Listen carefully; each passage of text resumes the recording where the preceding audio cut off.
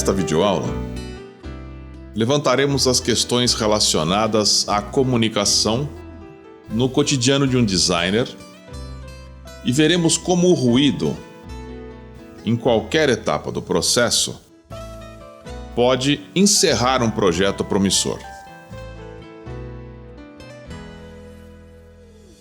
Um artista pode não vender as suas obras e continuará sendo um artista.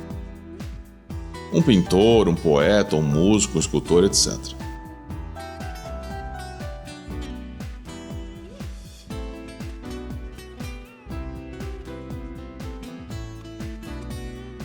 Se um designer não vender o seu trabalho, ele não estará completando um ciclo inerente à sua profissão. Porque o design é algo voltado para a indústria, para as instituições, para os clientes, sempre com um fim comercial. Eu não estou dizendo que os artistas não pretendam vender as suas obras. Se vender, ficarão felizes. Se não vender, a obra estará lá para cumprir outros fins. Mas estou afirmando que o designer tem que vender o seu trabalho. Pela brevidade do vídeo, destacaremos os 3 principais locais onde o designer pode estar inserido. Primeiro, o designer pode ser um empreendedor autônomo. E nesse caso, ele terá de se comunicar diretamente com o mercado, com o seu público-alvo. Embora sejam feitas diversas pesquisas antes de se lançar um produto, para o empreendedor, a resposta vem dos consumidores. Essas são as mensagens que ele precisa interpretar. Segundo, o designer estará a serviço de um cliente. O cliente é a pessoa que se comunica com o mercado. É dele que partem os resultados trimestrais, o lucro, as dívidas, os investimentos. Neste caso, o designer deverá captar e interpretar as necessidades de uma pessoa ou de um grupo de pessoas, para que, de posse do material criado por ele, designer, a empresa possa atingir os seus objetivos. Terceiro, seria o caso de o designer ser terceirizado. Ou seja, uma agência ou um escritório é contratado por uma empresa e o designer, que chamei de terceirizado, fará algo para esse escritório. Estamos tratando aqui de briefings completamente diferentes, embora todos eles objetivem a venda de um produto, de um processo ou de um serviço. Interpretar o que o cliente pede é algo muito delicado. Nem sempre as palavras expressam corretamente o que se quer dizer. Para falar de linhas, cores, texturas, recorre-se muitas vezes às metáforas, e estas podem ser interpretadas de formas diferentes. Dessa premissa, surge uma consequência lógica. Talvez o cliente não saiba como atingir os seus objetivos, ele não tenha uma ideia inicial em mente, por isso ele o procurou. O cliente deseja ser arrebatado pelo seu trabalho, só que isso quase nunca acontece, porque quando você entrega o resultado das suas ideias, ele começa a ter as dele. E é por isso que muitas vezes o trabalho vai e volta, até que se atinja um equilíbrio entre os gostos do cliente e as pesquisas do designer. Foi-se o tempo em que o designer era o senhor absoluto de todo o projeto e o cliente compreendia aquela solução como a melhor possível e no final ainda entregava uma placa de agradecimento ao autor. O logo do Banco Itaú talvez seja o caso mais emblemático, porque durante as pesquisas de Alexandre Vonner, ele descobriu que Tau significa pedra preta ou escura. E posteriormente, contra a vontade do Wollner, o logo foi alterado por questões de propaganda, de marketing, para amarelo e azul, e conta atualmente com o laranja de fundo.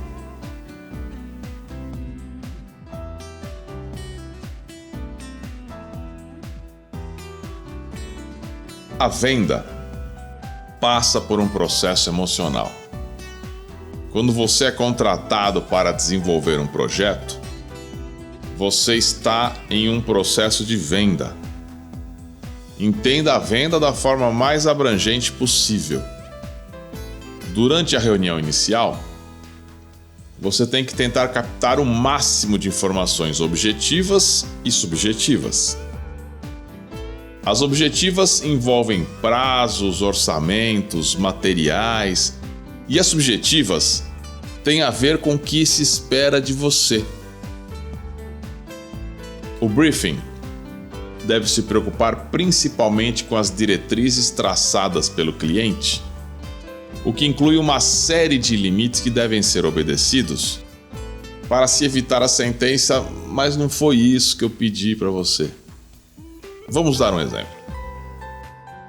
Aqui nós temos uma empresa que precisa de uma identidade visual e que o logotipo foi a parte mais difícil. Ela trabalha com cobre e a letra C deve estar inserida em um quadrado. A organização, de conceitos muito tradicionais, está cansada do modelo original e quer revitalizá-lo. Isso é muito comum. Pesquise a quantidade de vezes que a Coca-Cola alterou o seu logo. Então, temos a situação inicial. E depois foi entregue uma proposta em que o quadrado seria rotacionado 45 graus. Eles não a aceitaram. Por quê?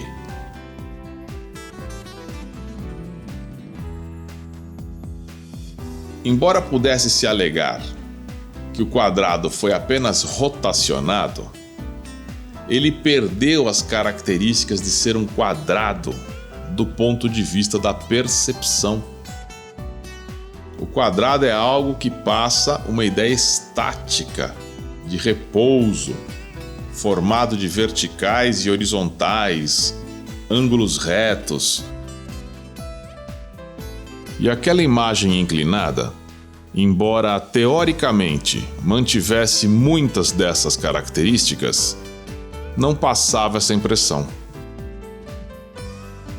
No final, após muitos ajustes, a tonalidade da linha de contorno fez com que as duas ideias estivessem presentes na imagem: quadrado tradicional e as linhas inclinadas que haviam sido sugeridas. O cliente quer opinar. Isso é quase um consenso. No final, ele está pagando e ele quer dizer que a escolha foi dele. Neste exemplo, aprendemos que, se você deixar o cliente participar do processo, o trabalho será refeito diversas vezes. Aqui eu só mostrei o início, o meio e o fim. Mas para quem já trabalha com isso, sabe que essa é uma das maiores reclamações que os profissionais de design têm. Uma estratégia mais bem-sucedida, que é amplamente utilizada pelas empresas de motos e carros, é a seguinte: você não pode oferecer para o mercado popular uma única cor. Há de se ter variedade.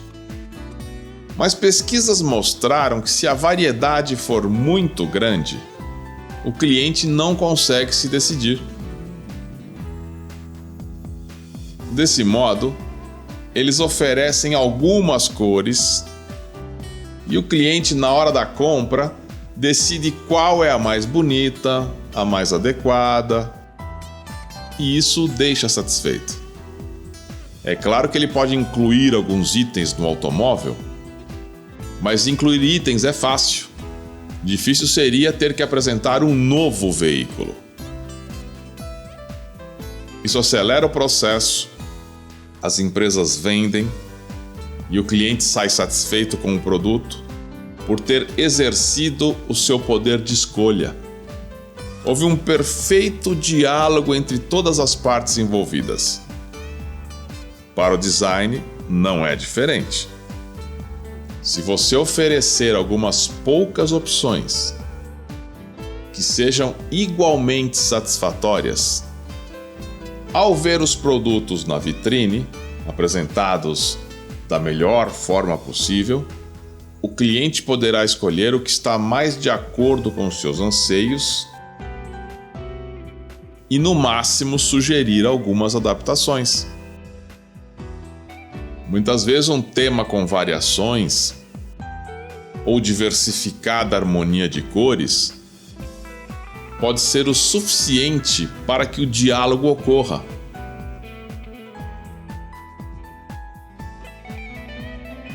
Vamos fazer um exercício. Ouça com atenção este jingle, que foi produzido para uma empresa que atua fora do Brasil.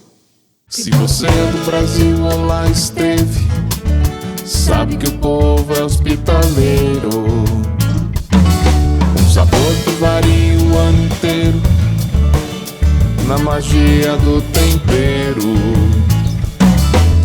Vem pro Gilson provar o que há de melhor. Vem pro Gilson provar o sabor brasileiro.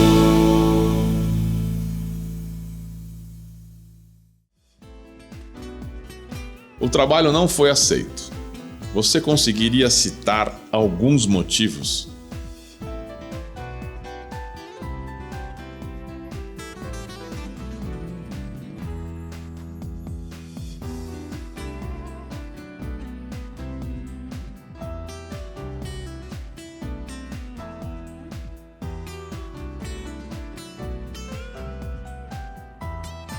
Houve ruído na comunicação.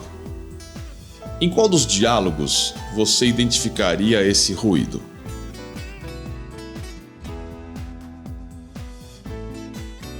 Não houve um consenso de preço.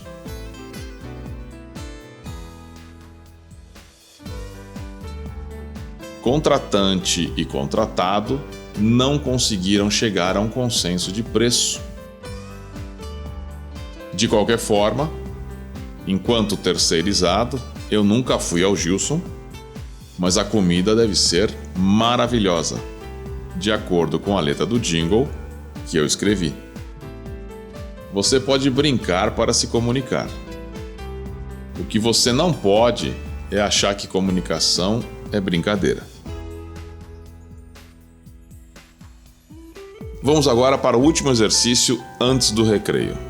Trata-se de um produto que, depois de bem desenvolvido com participações externas e pesquisas com o público, que mostraram grande interesse, ao ser lançado, vendeu menos de 100 unidades e provocou um prejuízo acachapante. Análises posteriores mostraram que houve ruído na comunicação. Você imaginaria em qual dos diálogos? As pesquisas foram feitas com parentes, amigos e membros das redes sociais.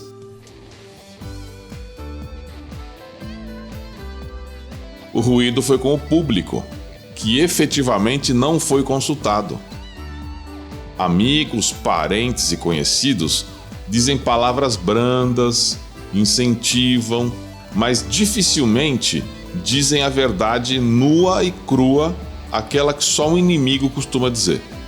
As pesquisas devem ser feitas com pessoas que não estejam comprometidas com os autores de nenhuma forma.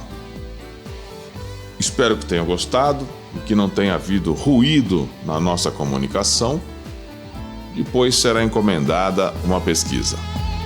Até a próxima, um abraço.